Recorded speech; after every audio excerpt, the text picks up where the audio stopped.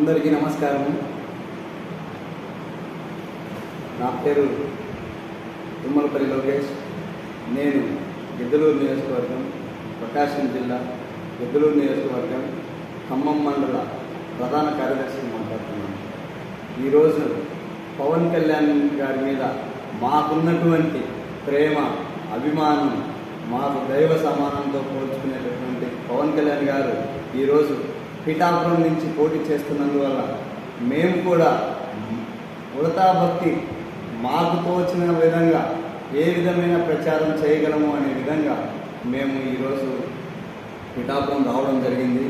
గత 3 రోజుల నుంచి పిఠాపురంలోని కొన్ని మాకు తెలిసింది ఒకటే, ప్రతి ఒక్క ఇంటి నుంచి మీరు పవన్ కళ్యాణ్కు ఓటు వేయమని మాకు చెప్పాల్సిన అవసరం లేదు.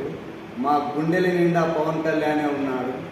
మా ఇంట్లో ఎన్ని ఓట్లు ఉంటే అన్ని ఓట్లు పవన్ కళ్యాణ్కే మేము వేసుకుంటాము. అది మా అదృష్టంగా భావిస్తున్నాము.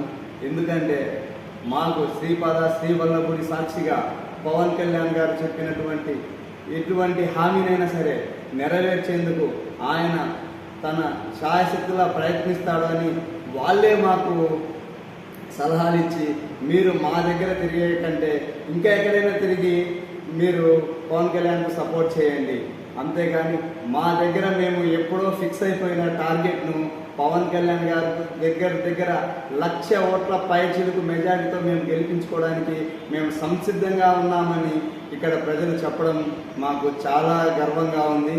మేము కూడా చాలా సంతోషిస్తున్నాం దానికి. అలాగే నిన్న జరిగినటువంటి కార్యక్రమంలో మేము సాయి ధర్మతేజ్ గారు రావడం జరిగింది. ఆయనతో కూడా మేము ర్యాలీలో పాల్గొన్నాము. అలాగే సప్తగిరి గారు కూడా యాక్టర్ సప్తగిరి గారు కూడా రావడం జరిగింది. చేపు రోజుల్లో ఆయనతో పాటు బీసీ కాలనీలో పర్యటించాము. అలాగే సద్దాం గారు కూడా జబర్దస్త్ ఆర్టిస్ట్ గారు రావడం జరిగింది. వాళ్ళతో కూడా మేము కలిసి మా యొక్క ఆలోచనలు పంచుకున్నాము.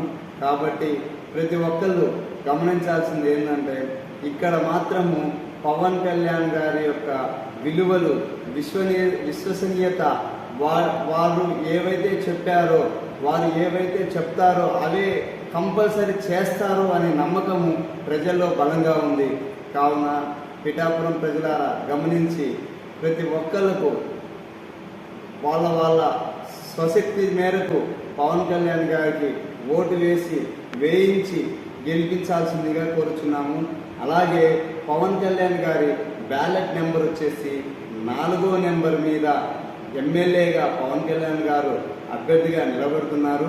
4వ నెంబర్ మీద గ్లాసు గుర్తు మీద కొనిదెల పవన్ కళ్యాణ్ అని ఉంటుంది. ఆ నెంబర్ మీద మీరు బటన్ నొక్కి, అలాగే ఎంపీగా ఉదయ్ శ్రీనివాస్ గారు పోటీ చేస్తున్నారు కాకినాడ ఎంపీ అభ్యర్థిగా. ఆయనకు కూడా 9వ నెంబర్ మీద మీ యొక్క బటన్ మీద మీరు నొక్కి ఆయనను కూడా మీరు ఎంపీ అభ్యర్థిగా గెలిపించాలని కోరుకుంటున్నాము.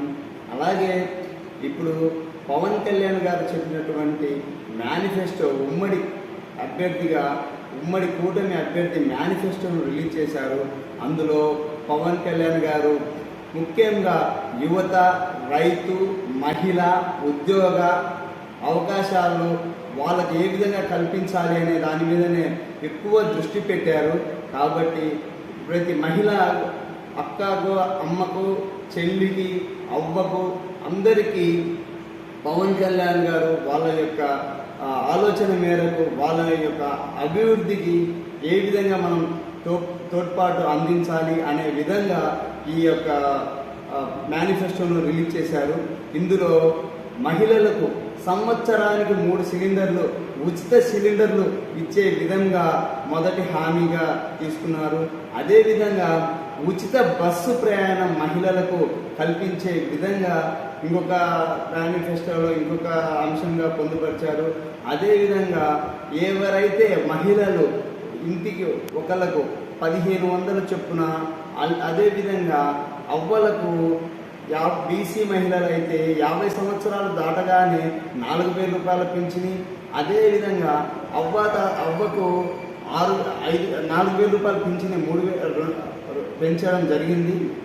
అదేవిధంగా 20 లక్షల ఉద్యోగాలు యువతకు కల్పించే విధంగా ఈ యొక్క ప్రణాళిక, అదేవిధంగా నిరుద్యోగ భృతి 3,000 రూపాయలు అందించే విధంగా, అదేవిధంగా రైతులకైతే 20,000 రూపాయలు పెట్టుబడి సహాయము, అదేవిధంగా యువతకు 20 లక్షల ఉద్యోగాలు లేని పక్షంలో 3,000 నిరుద్యోగ భృతి తక్షణ సహాయంగా అందించే విధంగా ఇటువంటి ప్రణాళిక, ఇటువంటి మేనిఫెస్టోని తీసుకురావడము నిజంగా చాలా శుభపరిణామం అని మనం చెప్పవచ్చు.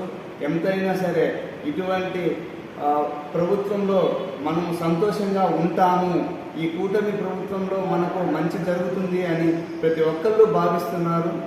ఏదైతే పోయిన గవర్నమెంట్లో మనకు హామీలు ఇచ్చారు, ఎట్లా ఉన్నాయంటే అవి నీ చేతిలో డబ్బు నీ ద్వారానే నీకు తెలియకుండానే దోచుకోవడం అనేది జరిగింది. ఎట్లా అంటే అమ్మ ఒడి, నాన్న బుడ్డి ఇట్లాంటి పథకాలు తీసుకొచ్చాడు.